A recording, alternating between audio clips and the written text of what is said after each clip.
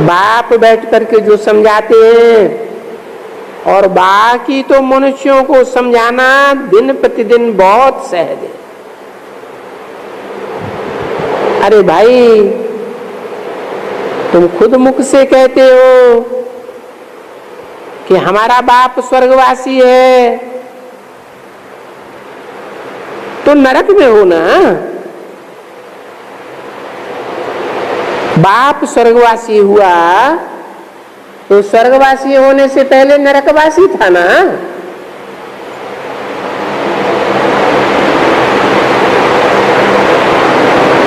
अब ये दुनिया नरक तो भला है ना। यूं भी कहो कि नरक है।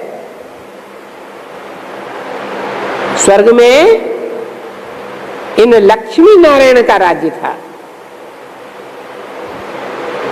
तो चलो, अभी तो ये नरक बदलना चाहिए ना। उसके लिए ये महाभारी महाभारत विनाश की लड़ाई लग रही है और हम ये नारे समझा रहे हैं। Gateway to heaven is Mahabharat.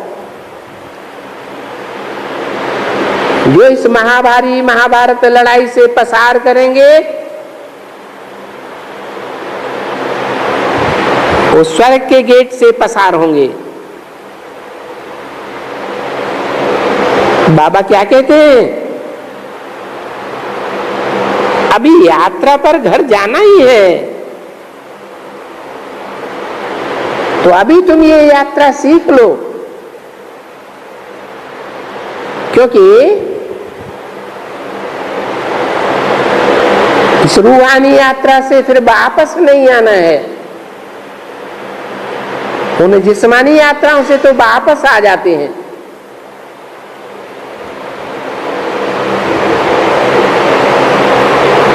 अभी उस यात्रा में क्यों सीखते हैं? क्योंकि उस यात्रा से ऐसा नहीं होता है कि बुद्धि का योग लगता है। नहीं, वो तो यात्रा कर करके फिर वापस आ जाते हैं, पतित बनते हैं। या तो फिर उस पतित दुनिया में वापस आना ही नहीं है।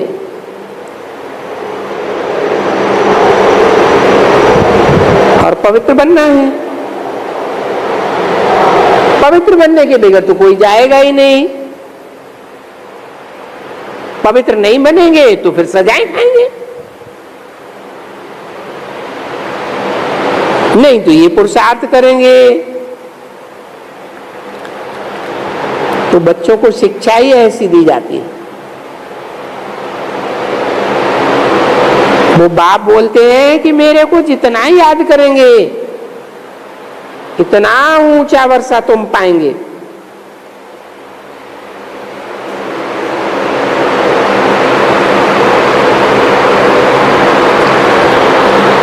क्योंकि ये रेस है जो हमको पहले आकर के हाथ लगाएंगे। कौन सा हाथ? बुद्ध रूपी हाथ है। जो हमारे से पहले टच करेंगे तो पहले जाकर इम्तिहान लेंगे। उनके लौटने की तो बात ही नहीं।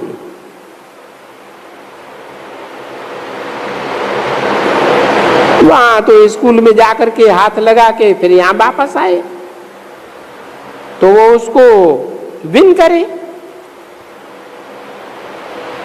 नहीं तो रास्ते में लौटते वक्त भी कोई थक जाते हैं। तो यहां तो फिर वो लौटने की बात ही नहीं है।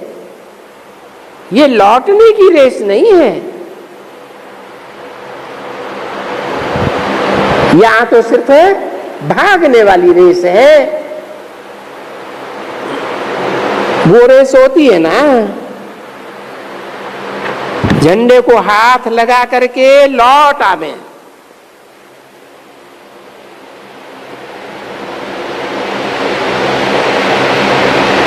है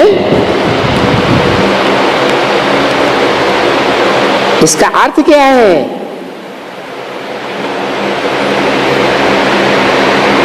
यहां जो पहले जाएगा सो पहले तख्त पर जाकर बैठेगा।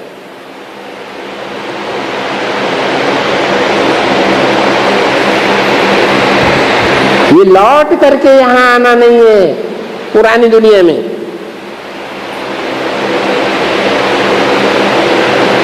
क्योंकि वो बाप समझाते हैं, तुम यहां से गए तो गए, फिर यहां इस पुरानी दुनिया में तुमको आना ही नहीं। यहां से जो जाए, जा करके पहले हाथ लगाएगा,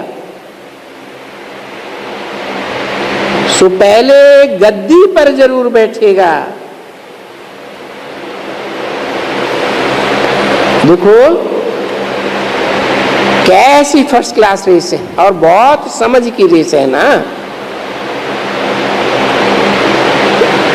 आत्माएं तो सब कुछ समझती है ना। आत्माएं इन ऑर्गन्स द्वारा, कर्मेंद्रियों द्वारा बाबा की वाणी समझती है और फिर दूसरों को भी समझाती है। अब ये जानते हैं कि बरोबर हमारा बाबा तो बिल्कुल ठीक बताते हैं, और हूबहू कल्प कल्प हमको ऐसा ज्ञान देते आते हैं।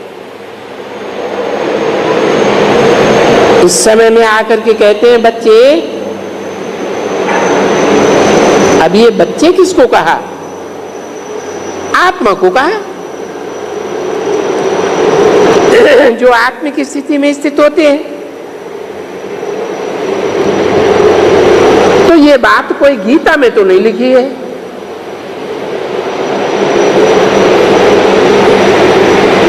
बात तो लिखा है हे अर्जुन। अब बाबा तो ऐसे नहीं कहते हे अर्जुन, ये बाबा तो बच्चे बच्चे कहते हैं,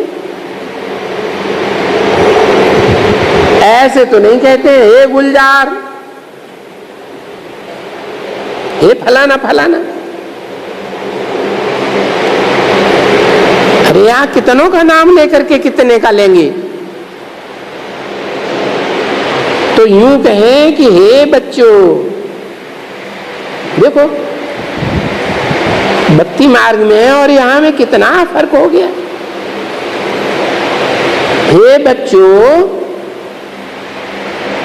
अब माम एकम याद करो।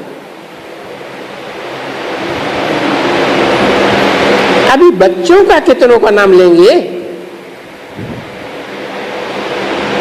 वहां भक्ति मार्ग में तो अर्जुन का नाम लेकर के खलास कर दिया,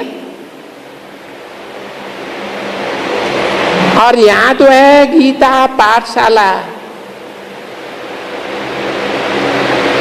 पाठशाला में कभी कभी कोई प्रश्न पूछेगा कोई से, हे फलाना तुम्हारे से प्रश्न पूछता हूं। बाकी पढ़ाते तो सबको है ना, तो ये भी बाप पढ़ाते हैं। अरे ये बाप का पढ़ाना यही बड़ी बात है। और बाप सो भी कौन सा बाप?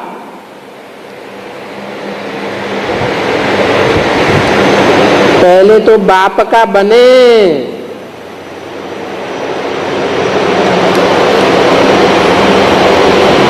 तुम्हारे द्वारा पहचाने,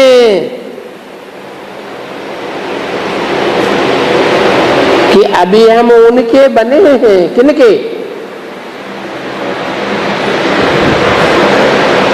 है शिव बाबा के बने हैं, क्योंकि शिव बाबा जो आत्मा है, सुप्रीम सोल, उसको अपना शरीर तो है नहीं। तो जरूर कोई के शरीर में प्रवेश करके अपना बनाता है ना। उस वेद के आत्माओं के बाप ने हमको अपना बनाया है, अडॉप्ट किया है। अभी हमको बैठ करके अपने रचयिता रचना की सारी नाली सुनाते हैं।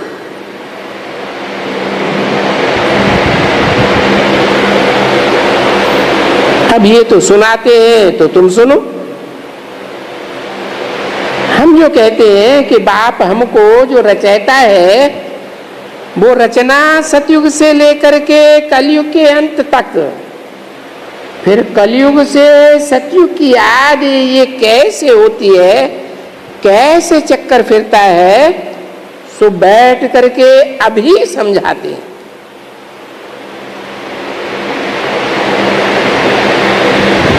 सतयुग में तो नहीं समझावेंगे, क्योंकि पीछे त्रेता आया हुआ, त्रेता द्वापर आने वाला है, जरूर इस समय में आवेंगे जबकि संगम पूरा हो। चारों युगों का कल्प पूरा हो। तो ये कल्प जब पूरा होता है तो पास्ट हो गई, उनका सभी समाचार हमको सुनाते हैं, सारी हिस्ट्री समझाई जाती है ना।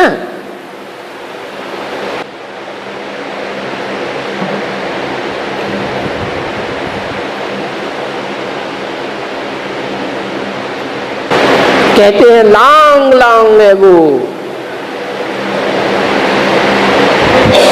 तो क्या हुआ?